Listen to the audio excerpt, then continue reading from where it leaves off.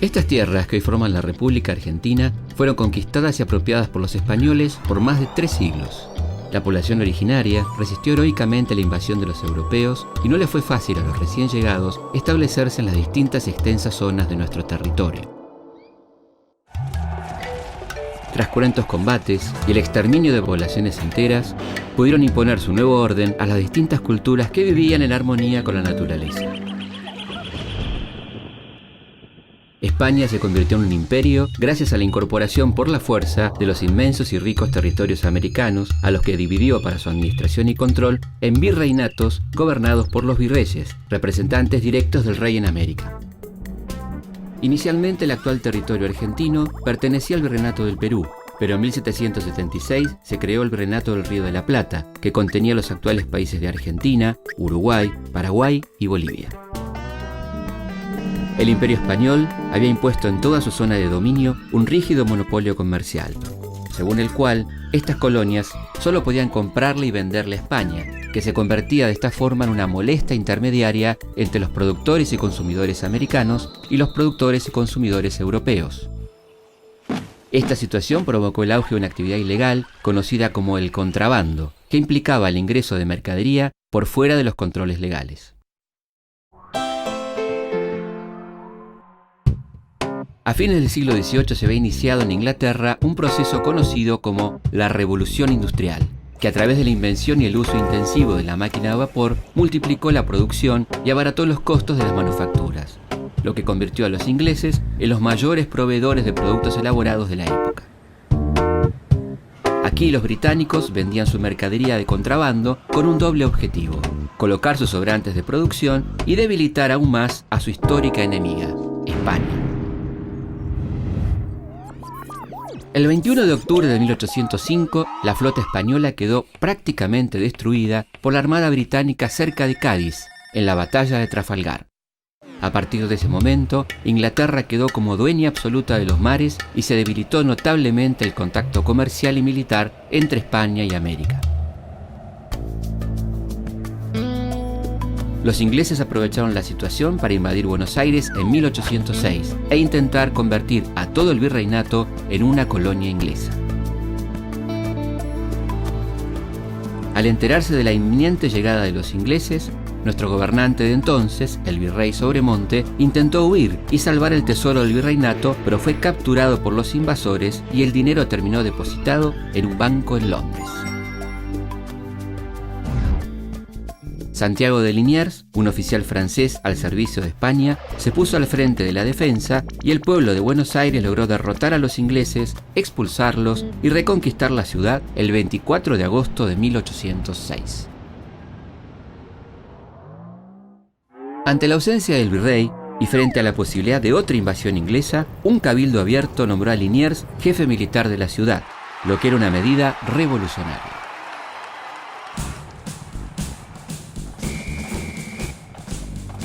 Los vecinos decidieron formar cuerpos militares llamados milicias, donde los jefes y oficiales fueron elegidos democráticamente por sus integrantes.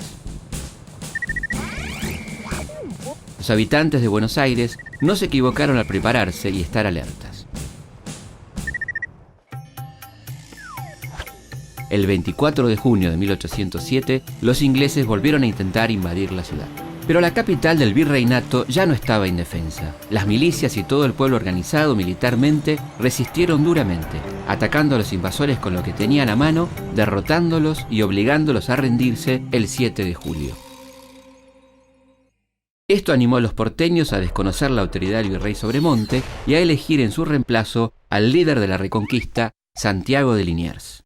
La corona aceptó la situación y nombró a Liniers como virrey provisorio en 1808.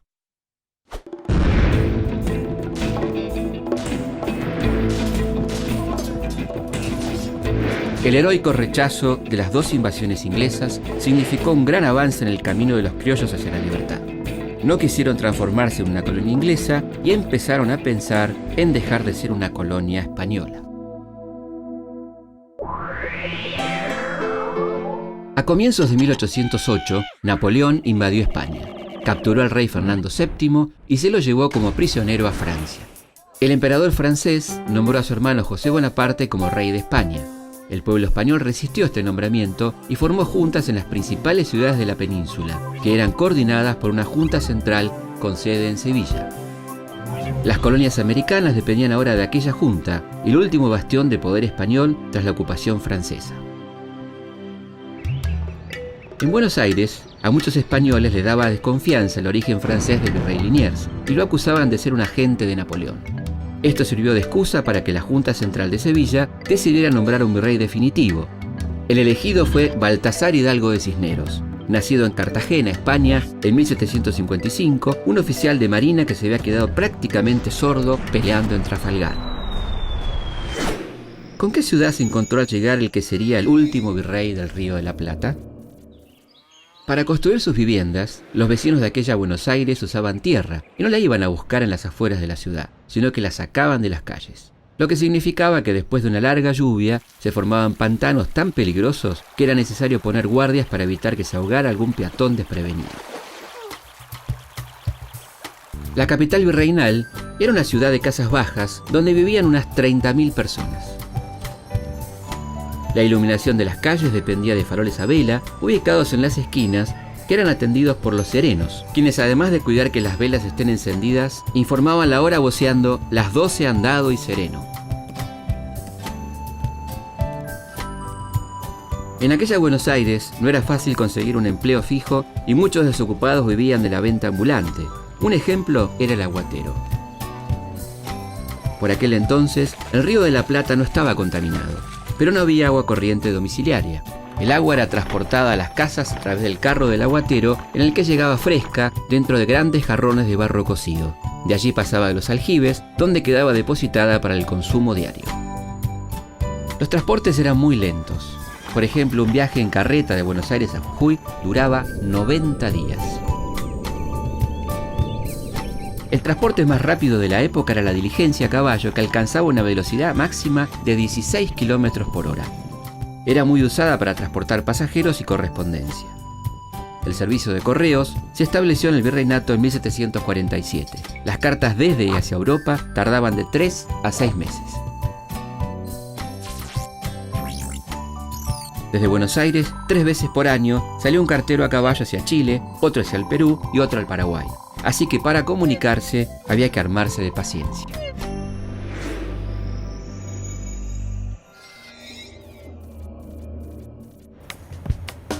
A partir de las invasiones inglesas, la sociedad porteña se fue dividiendo entre los partidarios de un cambio en la relación política y comercial con España y los que estaban a favor de que todo siguiera como estaba. Dentro del primer grupo, que fue tomando el nombre de Patriota, se encontraban los abogados Manuel Belgrano, su primo Juan José Castelli y Mariano Moreno, el comerciante español Juan Larrea, el industrial Hipólito Vieites, el estanciero Martín Rodríguez y los militares Cornelio Saavedra y Nicolás Rodríguez Peña. 3 procesos fundamentales habían dejado su huella en la formación política de este grupo. La Revolución Norteamericana de 1776, que proclamó la República, la igualdad de derechos y la división de los poderes del Estado entre el Poder Ejecutivo, el Legislativo y el Judicial.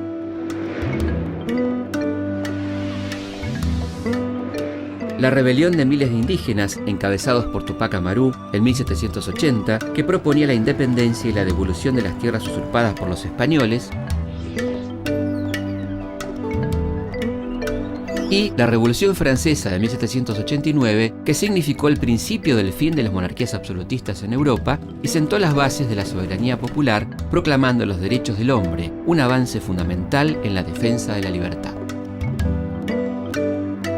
Dentro del bando conservador, que defendía a ultranza el dominio español sobre estas tierras, se destacaban el comerciante español Martín de Álzaga y el obispo Benito Luego. Los patriotas esperaban ansiosos informaciones sobre la situación española cuando desde el norte del virreinato, el Alto Perú, actual Bolivia, llegó la noticia de que en las ciudades de Chuquisaca y La Paz se estaban produciendo movimientos revolucionarios contra el poder español. Una proclama de la gente, que se rebeló contra los abusos de las autoridades locales, entre los que se destacaba el joven tucumano Bernardo de Monteagudo, decía: «Hemos guardado un silencio bastante parecido a la estupidez. Ya es tiempo de levantar el estandarte de la libertad en estas desgraciadas colonias, adquiridas sin el menor título y conservadas con la mayor injusticia y tiranía». los revolucionarios de la paz formaron una junta de gobierno que quedó conformada exclusivamente por americanos. Cisneros ordenó una cruel represión contra los sublevados que provocó centenares de muertos.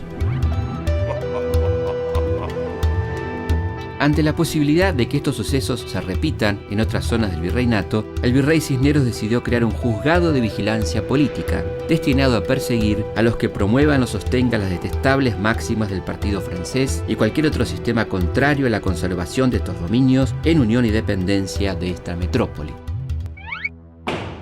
Pero todo empezaría a cambiar cuando el 13 de mayo de 1810 llegó al puerto de Montevideo la fragata inglesa John Paris con una noticia gravísima. Sevilla había caído en manos de Napoleón, por lo tanto el último bastión de poder español, reconocido por los americanos, la Junta Central, quedaba disuelta. Se formó un consejo de regencia que pretendió ejercer el poder en nombre de Fernando VII. La semana de mayo estuvo muy lejos de ser un apacible tránsito de vendedores ambulantes y damas antiguas. Por el contrario, estaban en juego muchos intereses nacionales y extranjeros, y también las pasiones.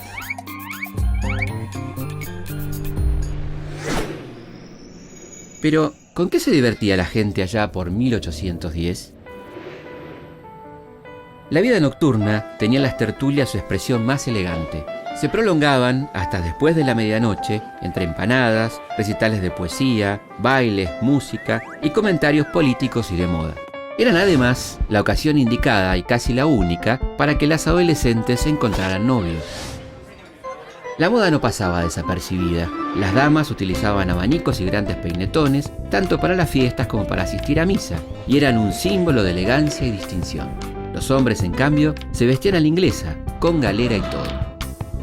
La Casa de Comedias, conocida como el Teatro de la Ranchería, se transformó en el centro de la actividad lírica y teatral de Buenos Aires, hasta su incendio en 1792.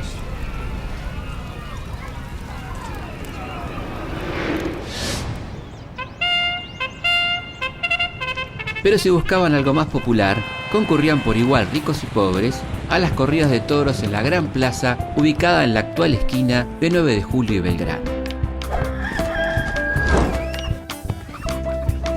Las riñas de gallo eran las diversiones de los suburbios orilleros, a las que de tanto en tanto concurrían los habitantes del centro.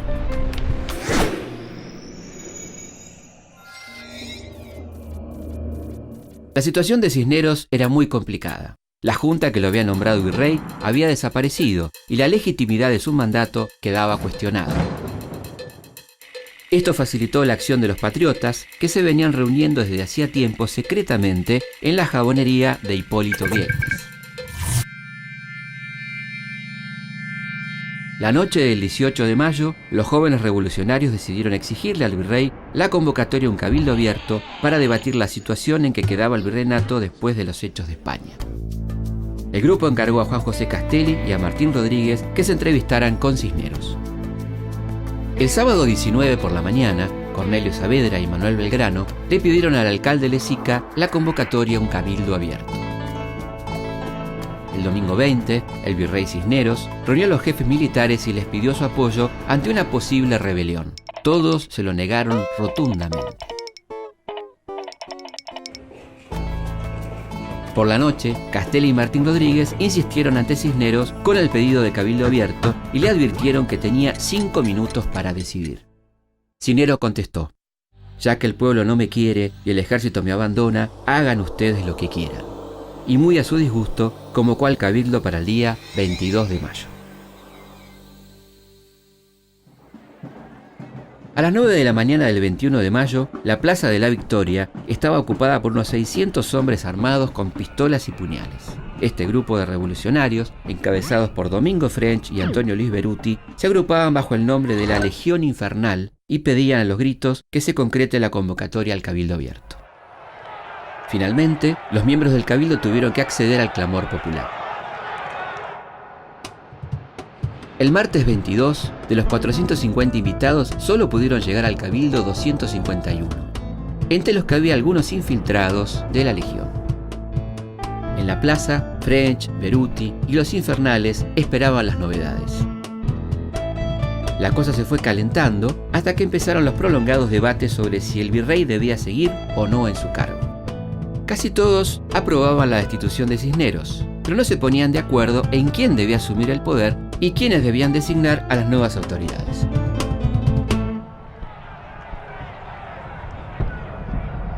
Belgrano, cerca de una de las ventanas del cabildo, debía agitar un pañuelo blanco y los muchachos infernales irrumpirían en la sala capitular para imponer las opiniones de los patriotas. Pero no hizo falta. Por mayoría se aprobó la destitución del virrey Cisneros. El miércoles 23 por la mañana se reunió el cabildo para contar los votos emitidos el día anterior y se redactó un documento que establecía que el excelentísimo señor virrey debe cesar en el mando y recae provisoriamente en el excelentísimo cabildo. El síndico Leiva, adicto al virrey, preparó una maniobra. Nombró una junta presidida por el destituido Cisneros, burlando absolutamente la voluntad popular. Esto provocó la reacción de las milicias y el pueblo.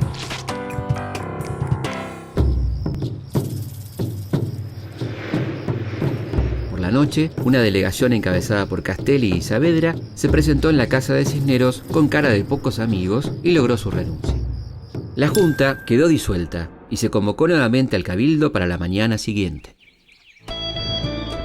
En la mañana del 25 de mayo, grupos de vecinos, milicianos encabezados por French y Beruti y el regimiento de patricios se fueron juntando frente al cabildo en la Plaza de la Victoria a la espera de definiciones. Las horas pasaban y las discusiones no cesaban. Mucha gente ya se había ido a su casa, sin saber si anulaban la junta nombrada por Cisneros el día anterior o no.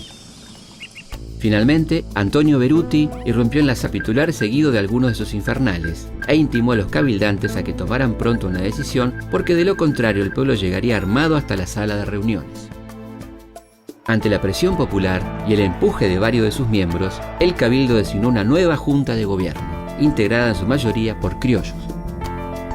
Presidente, Cornelio Saavedra. Secretarios, Mariano Moreno y Juan José Paso. Vocales, Manuel Belgrano, Juan José Castelli, Miguel de Ascuénaga, Manuel Alberti, Juan Larrea y Domingo Mateo. La Junta declaró que gobernaba en nombre de Fernando VII. Esto era solo una estrategia a la que llamaron la máscara de Fernando.